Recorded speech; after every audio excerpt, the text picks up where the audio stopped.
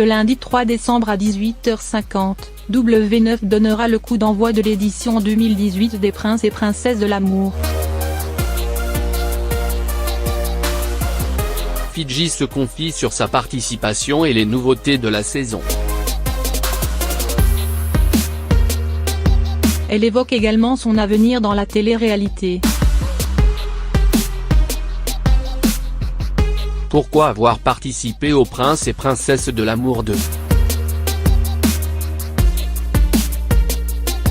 Je me suis retrouvé là-bas parce que j'étais célibataire. Je sortais d'une rupture et j'avais envie de participer à une émission de dating. C'était une grande première pour moi.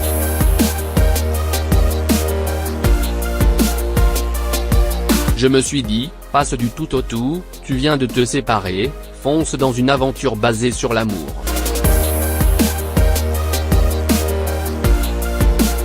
Quel a été votre déclic pour vous tourner vers une émission de dating? J'ai fait un peu le tour dans la télé-réalité. J'avais soif de nouveautés.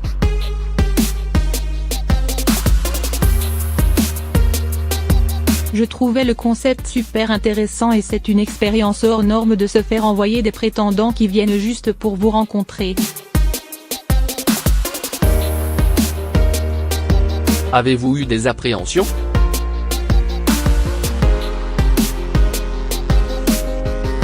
Je redoutais beaucoup de choses, car je n'ai jamais vraiment eu de date. Je me demandais comment ça allait se passer. Est-ce que je vais être une catastrophe et est-ce que je vais savoir gérer? Quels critères avez-vous donné à la production sur votre homme idéal?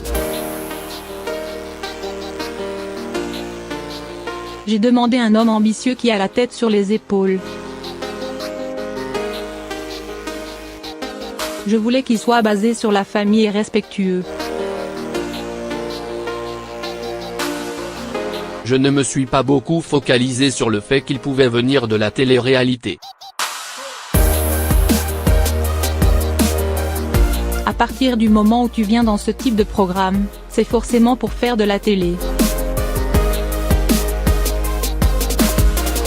Magali Berda était là pour ne pas me brusquer et m'aiguiller.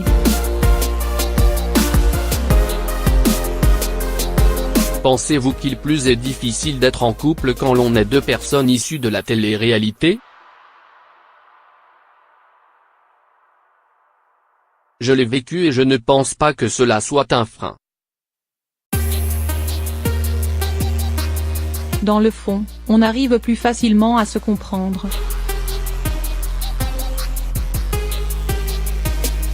Quand on fait de la télé-réalité, on a une vie hors norme.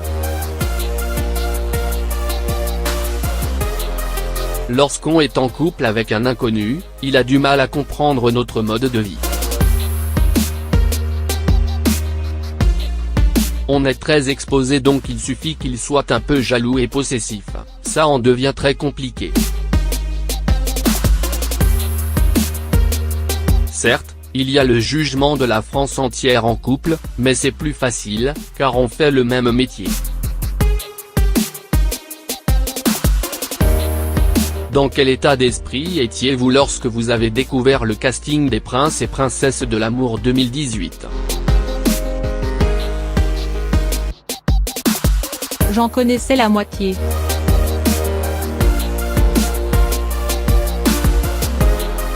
J'étais très sereine et contente de les retrouver.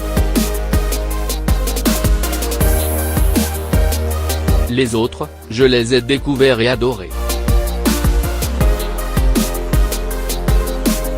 Il y avait vraiment une bonne osmose entre nous. Grande nouveauté cette saison, une agence a été créée et dirigée par Magali Berda, patronne de Shona Events, note de la rédaction. Qu'en avez-vous pensé?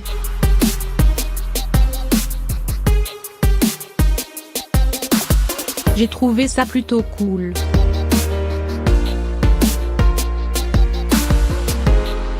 Si elle n'avait pas été là, ça aurait plus difficile pour moi. J'étais vraiment très fermé sur l'amour. Du coup, elle était là pour me guider, ne pas me brusquer et m'aiguiller. Je connais bien Magali Berda puisque c'est mon ancien agent.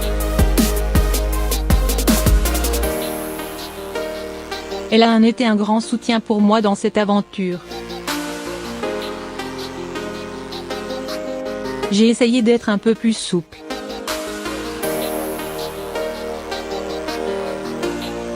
Diriez-vous qu'il est plus difficile de trouver l'amour lorsqu'on enchaîne les émissions de télé-réalité? Je ne dis pas du tout qu'il est nécessaire de faire une émission de télé-réalité pour trouver l'amour. Je ne suis pas aussi désespéré que ça. Je suis tellement méfiante dans la vie de tous les jours que là, on m'a poussé à aller le chercher. Au début, je me prenais un peu trop la tête. À la vue de mes prétendants, je me disais qu'avec tel garçon, ça n'irait pas en raison de tel ou tel critère. J'ai pris du recul et je me suis servi de cette aventure pour m'ouvrir. J'ai essayé d'être un peu plus souple.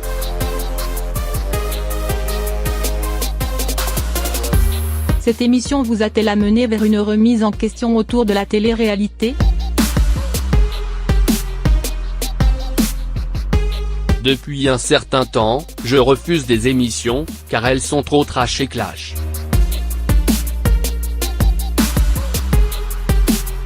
Je préfère le côté feel good.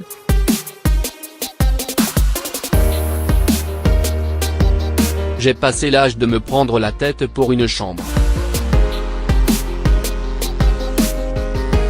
Je savais qu'en venant dans Les Princes et Princesses de l'amour, tout cela ne serait pas présent.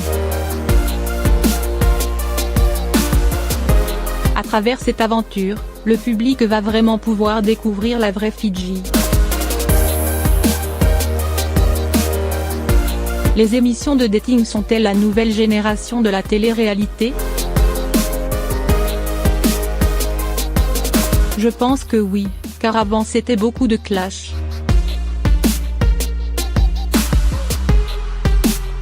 Quand on parlait de télé-réalité aux gens, ils pensaient tout de suite au trash.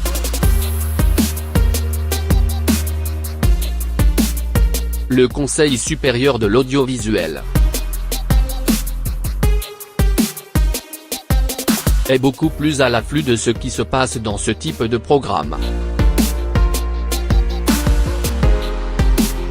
Aujourd'hui, on est dans quelque chose de beaucoup plus soft et dans l'humour.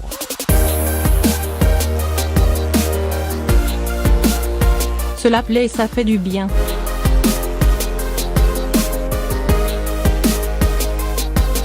Comment imaginez-vous votre avenir?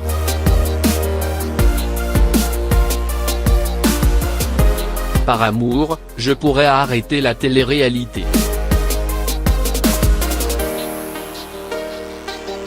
Sur une année, on a 1 ou 2 tournages donc on a quand même 6 à 8 mois pour se construire. Que j'arrête dans 6 mois ou 1 an, je ne serai pas à la rue et j'ai des choses derrière moi. Je peux vivre sans la télé-réalité.